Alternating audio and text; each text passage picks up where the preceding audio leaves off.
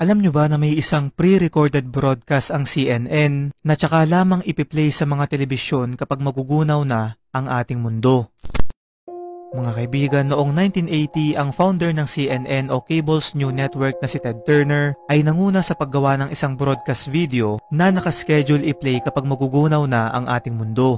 Ito ay naglalaman ng isang awit na may pamagat na Nearer My God to Thee na kinanta ng ilang mga miyembro ng US Army, Navy, Air Force at Marines. Ito ay tinawag na Turner Doomsday Video na ayon pa sa ilang mga teorya ay ipapalabas rin daw dito ang lahat ng sikreto sa ating kasaysayan at lahat ng mga top secret na dokumento sa ating mundo na hindi na kailangang itago sa publiko dahil lahat tayo ay mawawala na.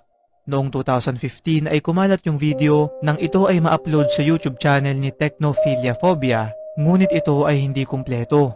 Ayon pa nga sa ilang conspiracy theorist, ay maaaring isang time traveler daw ang kumuha ng video na to mula sa ating hinaharap dahil dun sa panahon na yun ay nagugunaw na ang ating planeta.